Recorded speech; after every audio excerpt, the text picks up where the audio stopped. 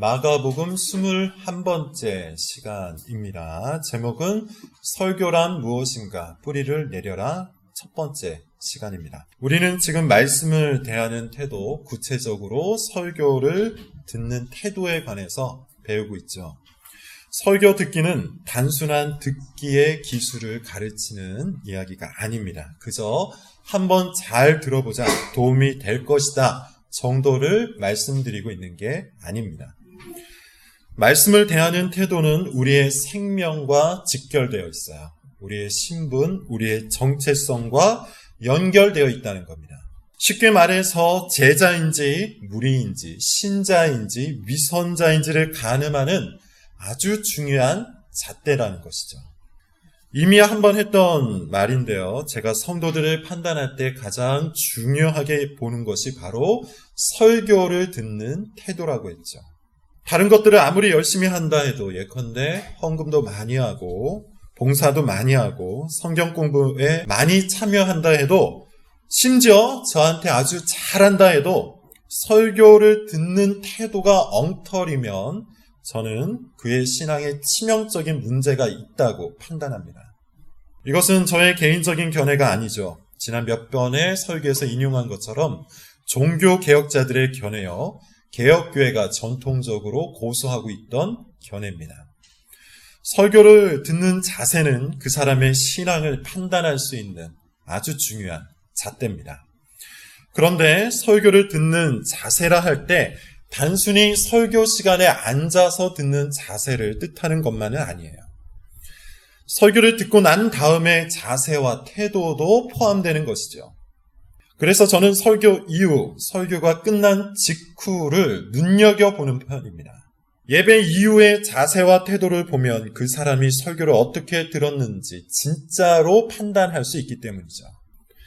정말 다양한 유형이 있습니다. 어떤 사람은 얼굴에 해방감이 있어요. 좋은 의미의 해방감이 아니에요.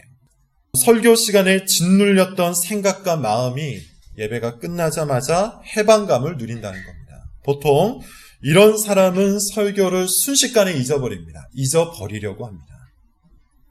당연히 자기가 하고 싶은 대로 말할 것이고 하고 싶은 대로 행할 것입니다. 어떤 사람은 인상을 찌푸리고 있어요. 그냥 설교가 마음에 들지 않았던 겁니다. 동의할 수 없는 이야기로 가득해서 마음이 불편한 것이죠. 그래서 인상이 찌푸려져 있어요.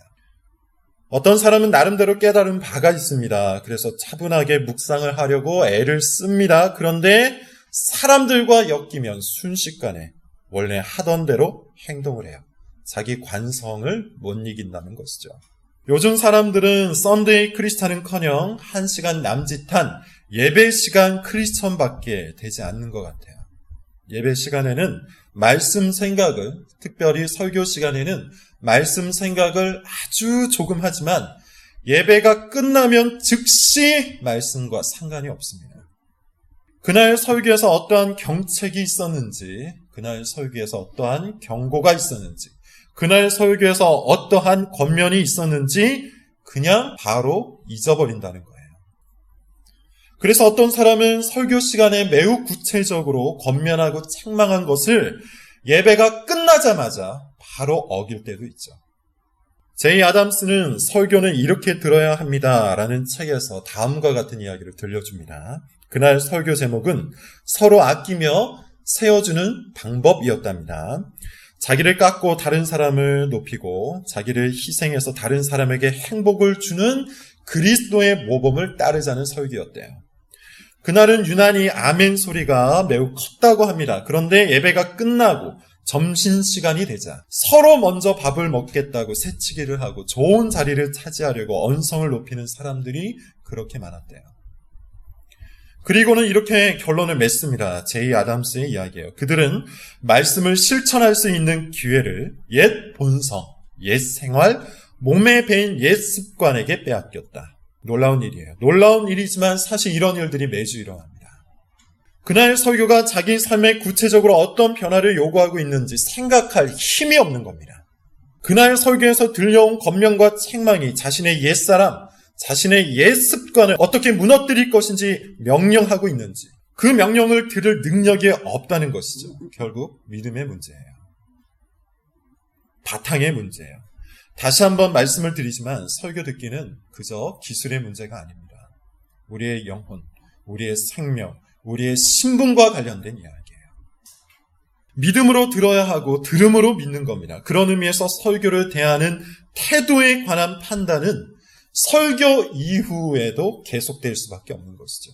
마찬가지로 이것은 저의 사견이 아닙니다. 예수님이 하고 계신 말씀이에요. 오늘 본문을 우리 다시 한번 읽어봅시다. 16절, 17절 지금 들은 이야기를 생각함으로 다시 한번 16, 17절을 읽어봅시다. 자, 시작. 또 이와 같이 돌밭에 부러졌다는 것은 이를 가리킴이니 말씀을 들을 때 즉시 기쁨으로 받는다. 그 속에 뿌리가 없어 잠깐 들리다가 말씀으로 인하여 환난이나 박해가 일어나는 때에는 곧 넘어지는 자요. 내용은 어렵지 않습니다. 씨앗은 말씀이고요. 뿌린다는 것은 말씀을 전하는 행위를 뜻하죠. 좀 더 줄여서 말하면 설교를 말하는 걸 거예요. 돌밭은 설교를 대하는 두 번째 마음, 태도, 반응을 의미하는 겁니다. 말씀을 듣습니다. 들을 때는 기쁨으로 받아요.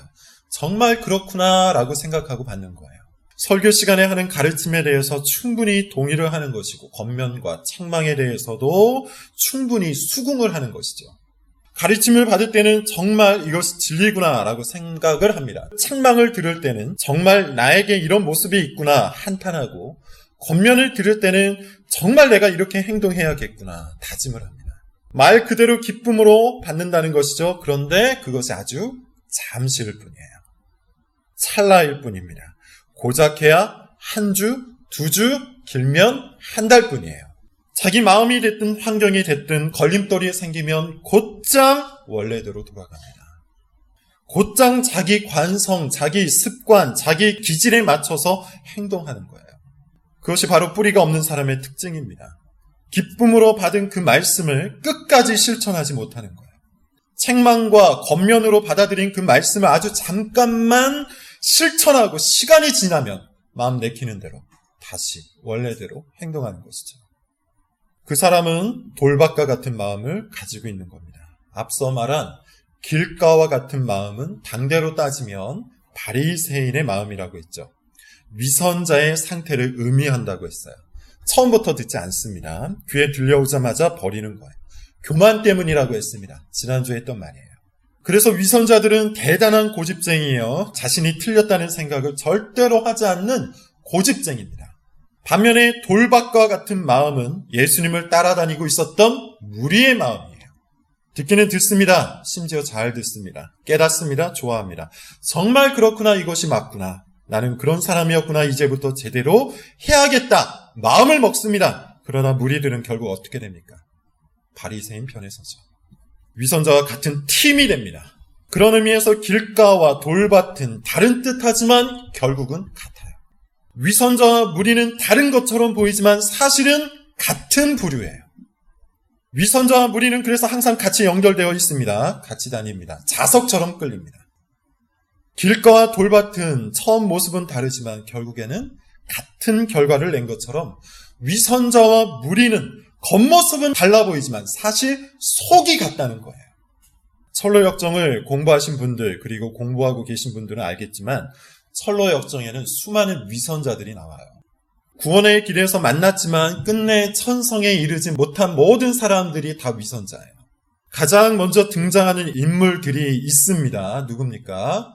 고집쟁이와 변덕쟁이죠. 고집쟁이는 전형적인 위선자입니다. 말 그대로 아주 고집스러운 사람이에요. 말을 아예 듣지 않습니다.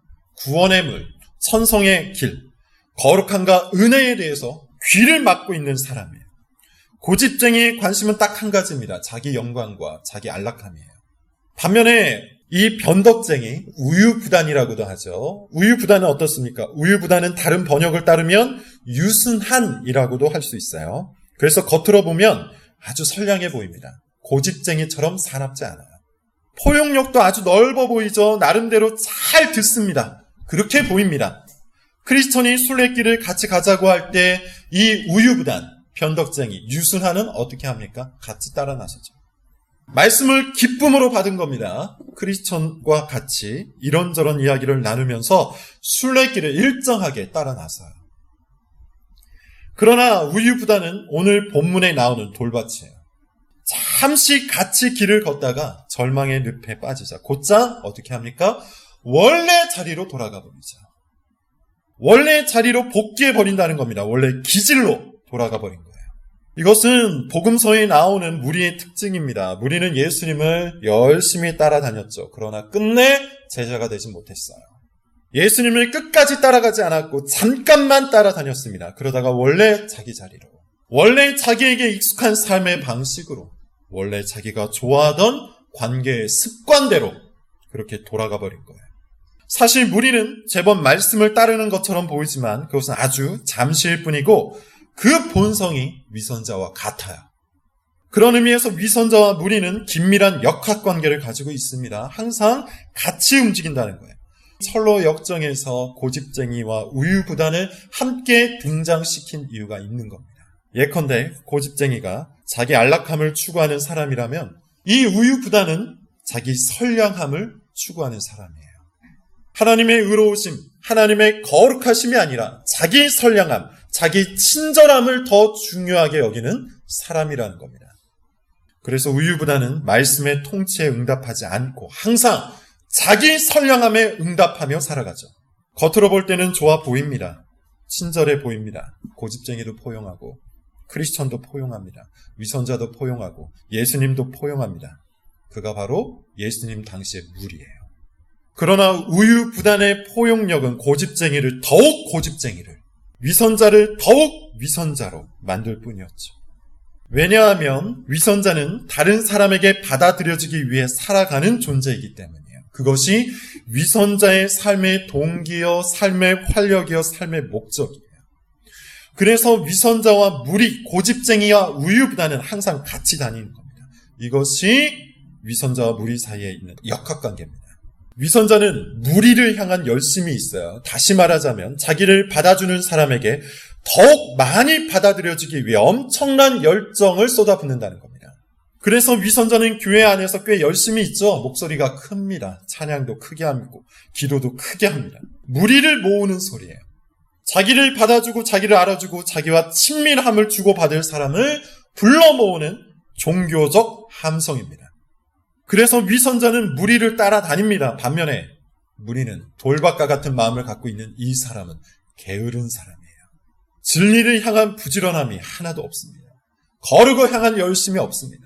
경건을 향한 부지런한 열심이 없다는 겁니다. 그가 원하는 것은 크게 갈등을 일으키지 않고 그냥 적당히 대충 교회 생활하는 거예요. 선량하고 친절하고 따뜻한 사람이고 싶은 자기의 생각과 기질대로 거기에서 크게 변화되지 않은 채로, 쉽게 말하면 과거의 나와 결별하지 않은 채로 그렇게 신앙생활하고 싶은 겁니다. 그런데 위선자는 이런 게으른 신앙생활을 인정해주죠. 그것이 바리새인의 신학이에요. 무리의 게으름도 얼마든지 괜찮은 신앙이라고 받아주는 겁니다. 적당히 대충 가는 것이 구원의 길이라고 서로가 위로해 준다는 겁니다. 이런 것이 인간적인 것이지 경건과 거룩을 지나치게 강조하는 것은 너무 비인간적인 것이라고 은근히 설교자의 흉을 보는 것이죠.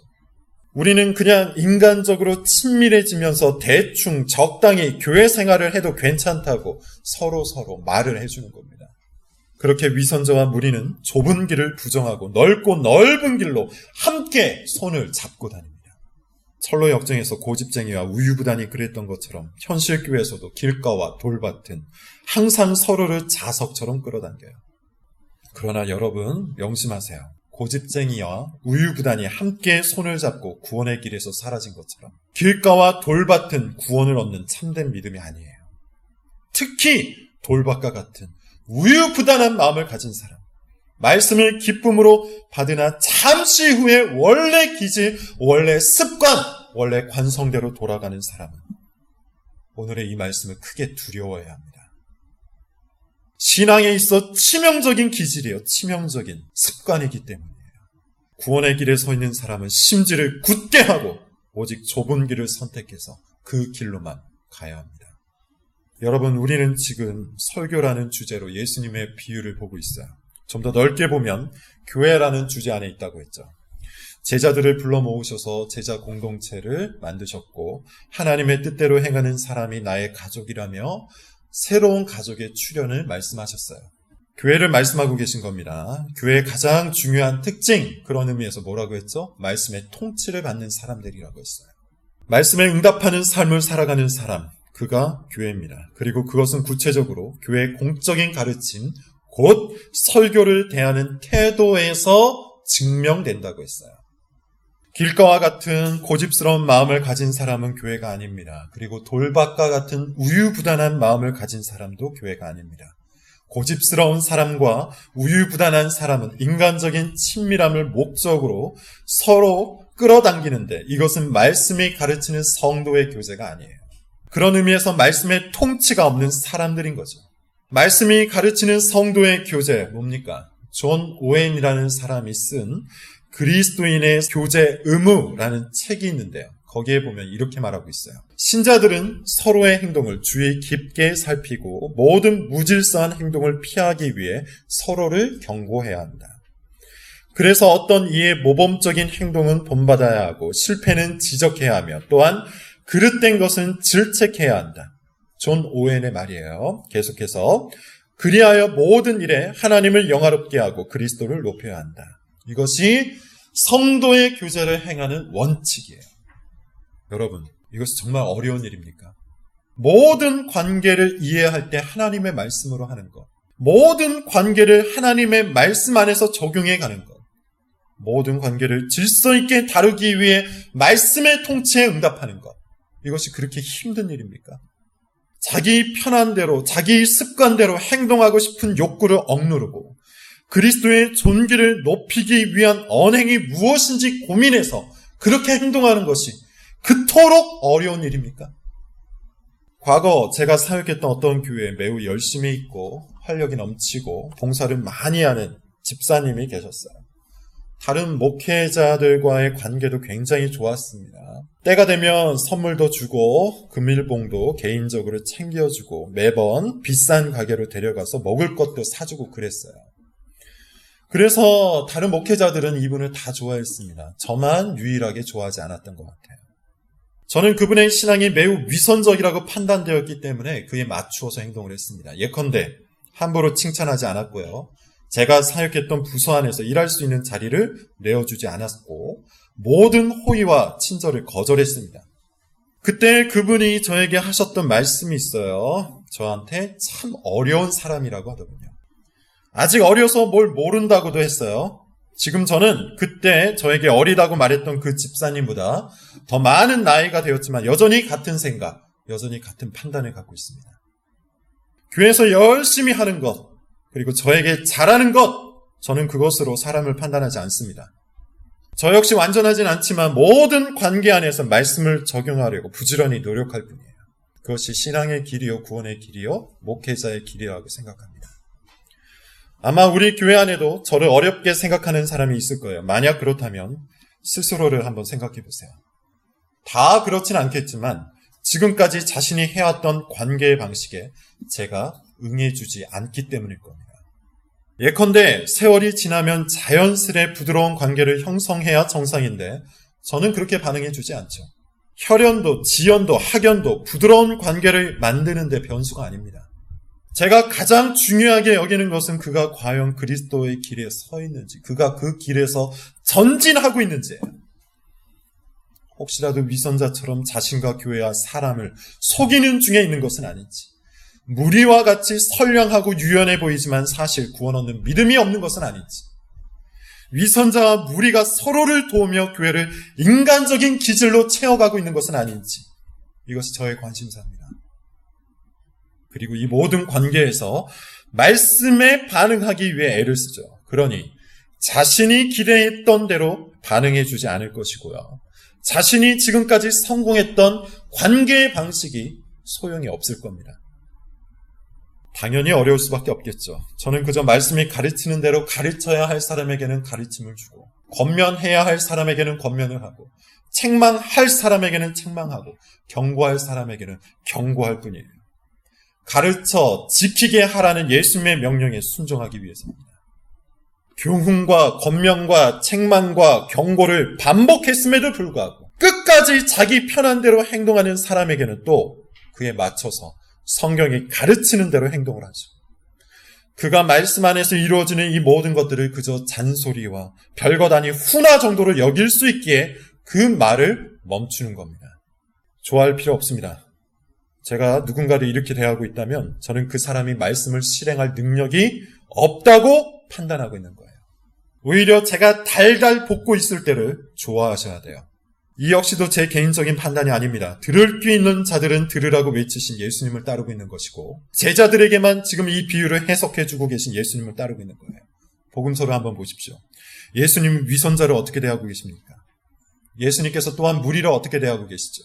위선자는 강한 비판으로, 무리는 오직 대중적인 설교로만 대하고 계시죠. 반면에 제자는 어떻게 대하십니까? 일일이 권면하고 일일이 책망하고 일일이 훈계하고 계세요. 여러분 다시 한번 물어보죠. 이렇게 행하는 것이 정말 그렇게 어려운 일입니까? 하나님의 말씀으로 모든 관계를 분별하고 하나님의 말씀으로 모든 관계에 적용하고 하나님의 말씀으로 모든 관계를 질서 있게 다루는 것이 그렇게 어려운 일입니까? 자기 기질대로 자기 습관대로 자기 판단대로 말하거나 행동하지 않고 머리이신 그리스도와 그리스도의 몸된 교회를 위해 고민해서 말하고 행동하는 것이 그렇게 어려운 일입니까? 돌박과 같은 마음을 가진 사람에게는 힘들 겁니다. 말씀이 마음에 뿌리를 내리지 못하기 때문이죠. 어쩌면 이 사람은 아버지 앞에서는 네라고 해놓고 포도원에 가지 않은 둘째 아들 같은 사람일 거예요. 마태복음에 나왔던 비유입니다. 어떤 아버지가 두 아들에게 포도원에 와서 나를 좀 도와달라고 요청을 하죠. 첫째 아들은 싫다고 했다가 회개하고 가서 일합니다. 둘째 아들은 아버지 앞에서 네라고 해놓고 가지 않아요. 예수님이 물어봅니다. 누가 아버지의 뜻을 따르는 사람인가? 누굽니까? 첫째 아들이죠. 둘째 아들은 아버지 앞에서만 그 말씀을 기쁨으로 받아요. 그런데 아버지가 보이지 않자 곧바로 불순종을 해요. 돌박과 같은 마음을 가진 사람은 이와 같아요. 교훈과 책망과 권면을 들을 때는 그렇게 하겠다고 다짐을 합니다. 설교를 듣고 동의를 하고 설교를 듣고 깨닫습니다. 그런데 설교가 끝나자마자 목사가 보이지 않는 곳을 찾아가서 자기가 원하는 것을 충족해버리죠. 자기가 말하고 싶은 것을 말하고 자기가 행동하고 싶은 것을 말하고 자기의 기질과 성격이 끌어당기는 대로 관계를 맺습니다. 오늘 들은 그 말씀을 뿌리 내리기 위한 아무런 시도조차 하지 않는다는 거예요. 돌박과 같은 마음을 가진 사람입니다. 말씀을 들을 때는 기쁨으로 받지만 그 시간은 아주 조금일 뿐이에요. 설교를 듣는 30분일 수도 있고 설교를 들은 그 하루일 수도 있고 일주일일 수도 있고 한 달일 수도 있지만 그것은 잠시일 뿐 자신의 원래 자리로 금세 복귀한다는 것이죠. 가르침을 생각하지 않아요. 권면을 생각하지 않아요. 책망을 생각하지 않아요. 자기에게 가장 편안한, 자기에게 가장 익숙한 그 방식대로 다시 반복합니다. 돌박과 같은 마음을 가진 사람이에요. 만약 지금까지 제가 말한 것에 해당하는 사람이 있다면 심히 두려워하고 심히 괴로워하셔야 합니다. 서론에서 말했듯이 이것은 단순히 듣는 기술에 관한 교훈이 아니에요.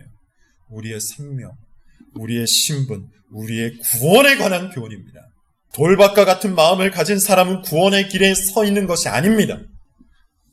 자신이 길가와 같지 않다고 안심하지 마십시오. 자신이 위선자와 같지 않다고 제자인 것은 아닙니다. 위선자도 받아주고 예수님도 받아주는 우유부단한 이 마음은 진리를 사랑하는 제자의 마음이 아니에요. 구원의 길을 걷는 일에 게으른 사람, 경건과 거룩함을 사랑하지 않는 사람, 교훈과 권면과 책망을 마음에 뿌리 내리는 시도를 전혀 하지 않는 사람, 위선자와 함께 인간적인 친밀함을 키워나가는 일을 주의하지 않는 사람, 모두 무리입니다. 말씀에 대해서 돌박과 같은 마음을 가진 그런 사람이요. 어찌해야 할까요? 그런 마음을 가진 사람은 어찌해야 할까요? 찔림을 받고 이제 내가 어찌할 꼬를 외쳐야 합니다. 자신의 현 상태를 조금 더 감하지 말고 조금 더 더하지 말고 있는 그대로 바라봐야 합니다. 잠시 말씀을 기쁘게 받았다고 해서 좋아하지 마십시오. 잠시 말씀을 따랐다고 해서 안심하지 마십시오. 오히려 자꾸만 뒤로 돌아가는 자신의 상태를 직면하십시오. 오히려 반복해서 원래 자리로 돌아가는 자신의 모습을 두려워하십시오. 오히려 같은 권면과 같은 책망 아래에서 항상 왔다 갔다 하는 자신의 우유부단한 신앙을 의심하십시오. 그리고 이제 간절한 마음으로 도움을 요청합시다. 돌박과 같은 자신의 마음을 때리고 그리스도의 길을 따르기 원한다고 하나님께 간구합시다. 선량한 척, 친절한 척, 넓은 척하면서 정작 말씀의 통치는 외면하는 자신의 우유부단함, 자신의 게으름을 회개합시다. 만약 여러분이 진정으로 돌이켜서 아버지께로 나아간다면 정말로 친절하고 정말로 자비로운 하나님 아버지를 만나게 될 것입니다. 그 아버지는 회개하고 돌아온 둘째 아들에게 자신의 옷을 입혀준 아버지고 도움을 요청하는 아들을 향해 달려간 아버지예요. 만약에 여러분이 돌박과 같은 자신의 모습을 두려워하고 괴로워하며 도움을 간청한다면 여러분은 우리의 실패 때문에 십자가에 달리신 예수 그리스도를 만나게 될 것입니다. 예수님은 우리의 실패와 거짓과 위선과 교만과 나약함을 모두 짊어지고 십자가에서 죽으신 분이에요. 그러므로 예수님만 우리를 도울 수 있습니다. 그 예수님은 자신의 의로움 속에 우리를 두신 분이고 자신의 거룩함으로 우리를 덮으신 분이에요. 만약에 여러분이 자꾸만 뒤로 돌아가는 자신의 상태를 의심하고 참된 신앙을 간구한다면 여러분은 모든 것을 바꾸시는 성령 하나님을 만나게 될 것입니다. 성령께서는 우리 묵은 마음을 엎어주시고 우리의 돌박과 같은 마음을 바꾸시는 분이에요. 찔림을 받고 도움을 구하는 자, 하나님께 기도하십시오. 하나님만 우리 안에 새로운 일을 행하실 수 있습니다. 하나님만 우리 안에 새로운 마음을 주실 수 있고 우리 인생에 새로운 습관을 주실 수 있습니다.